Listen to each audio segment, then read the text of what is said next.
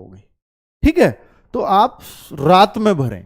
तो ये तरीका मुझे बताना था, इसलिए मुझे आना भी पड़ा, क्योंकि कुछ बच्चे फॉर्म के बिना कि वो लगातार वो ट्राई करते रहेंगे दिन में और फिर वो फॉर्म नहीं भर पाएगा।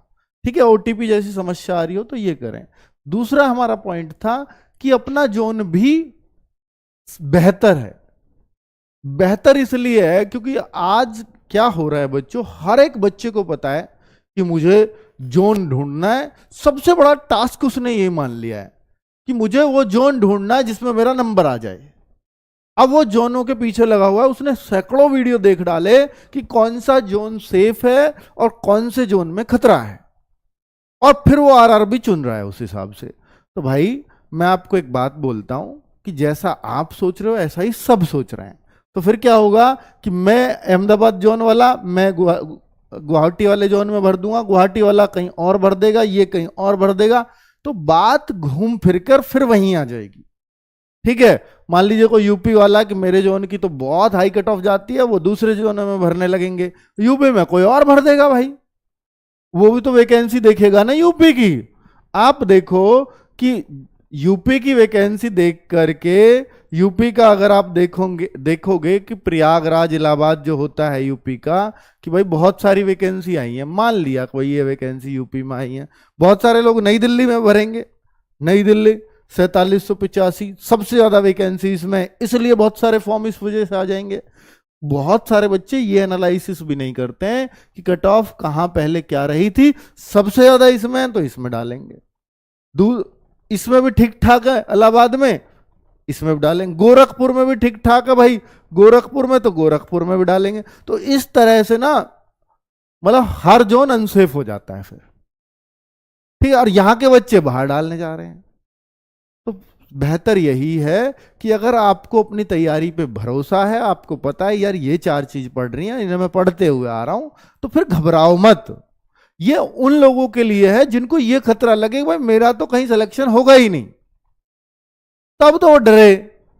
तो फिर भाई अगर आपने ये मान लिया है कि यार नहीं मैं तो बहुत कमजोर हूं पढ़ने में और मेरा कहीं और सिलेक्शन नहीं होगा, मैं एक सबसे आसान जोन चुनना चाहता हूं, तो भाई आप ना सबसे आसान जोन चुन ही नहीं पाओगे, क्योंकि हो सकता है उस जोन में भी बहुत सारे लोगों ने फॉर्म डाल दिया हो।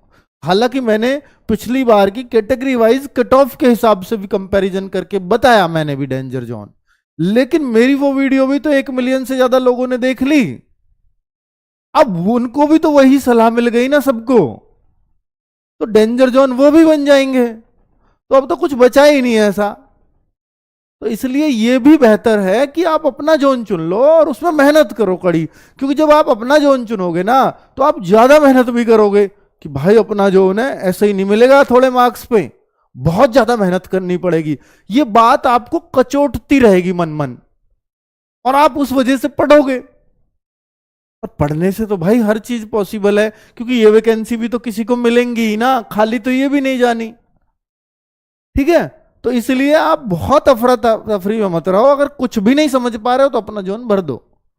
और ये नहीं तो ऐसा भी होगा कि हो सकता है गवर्नमेंट ये भी कर दे आने वाले टाइम में कि जब बहुत बच्चे ट्रांसफर लेके इधर उधर 2-3 साल में कंडीशन को पूरा करने के बाद जब वो जोन बदलते हैं, तो ये भी तो कभी भी ऑर्डर आ सकता है, इंटरनल ऑर्डर रेलवे के हाथ में, कि जो है ग्रुप डी की पोस्ट का कोई भी बच्चा जो है अपना ट्रांसफर नहीं ले सकता, जिस जोन में उसको मिला है उसी में उसको ऑल लाइफ नौकरी करनी पड़ेगी।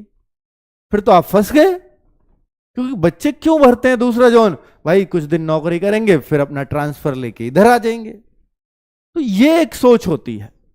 ठीक है, तो हो सकता है ये भी चेंज हो जाए रूल, जब बहुत ज्यादा लोग करने लगते हैं। ऐसा हुआ है एसएससी सीजीएल में, ऐसा होता था पहले, कस्टम इंस्पेक्टर ले लो जी कहीं भी, 2 साल वहां नौकरी करो फिर इधर आ जाओ। अब ऐसा रूल बना दिया कस्टम इंस्पेक्टर सीजीएल से जहां लगेगा वो हमेशा के लिए वहीं रहेगा, आ लो अब कर लो क्या करो। तो ये बने हैं ऐसे रूल, ठीक है, इस गंभीरता को देखते हुए। तो इस वजह से मैं आपसे कह रहा हूं कि चक्कर में बहुत ज्यादा मत पड़ो। ठीक है, ये भी देखो कि जॉब के बाद का टाइम, क्योंकि आपके पास उतना पैसा नहीं देगी गवर्नमेंट, और ना ऊपर की इसमें कमाई है कि आप सरवाइव कर पाओगे बाहर दूसरे स्टेट्स में रह के। मान लीजिए किसी महंगे शहर में, बेंगलोर में आपको जॉब मिली, बेंगलोर महंगा शहर है, अब वहां पर आप उस सैलरी में परिवार के साथ कैसे भरण पोषण करोगे? ठीक है, तो ये भी थोड़ा सा रहता है। तो थोड़ा सब चीजों से, सारे एंगल से आपको सोचना चाहिए।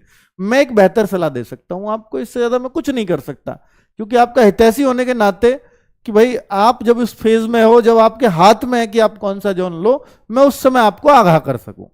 ठीक है, चलो। और इससे वो लोग परेशान मत हो जाना कि सर मुझे तो अब अपना जोन ही भरना था, और मैंने तो आप वो डेंजर जोन, सेफ जोन देख करके वो वीडियो, मैंने तो दूसरा जोन भर दिया, अब मैं क्या करूं? तो भाई जोन चेंज नहीं हो सकता, परेशान मत हो, वो भी आपने सोच समझ के ही भरा है, अपनी मेहनत करो। ठीक है, मुझे सबको एक सलाह देनी होती है, तो मैं उस हिसाब से देने आया हूं।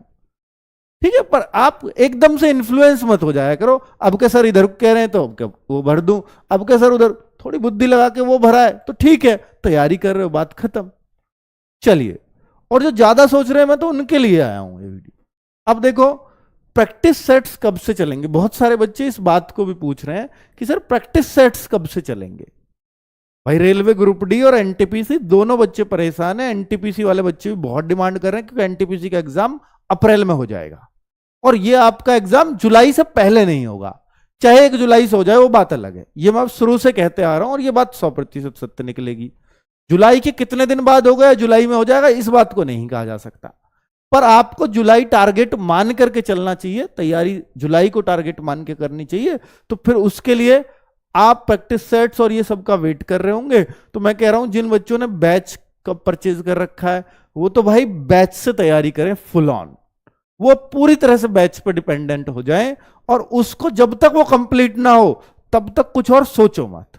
प्रैक्टिस सेट भी तभी स्टार्ट करो जब आपका वो बैच कंप्लीट हो जाए, तभी उसका अर्थ है।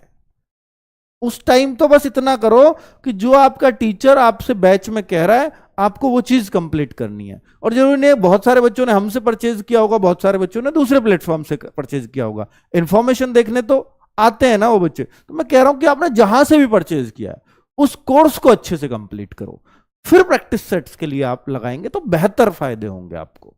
दूसरी बात कि ये प्रैक्टिस सेट चलेंगे कब से?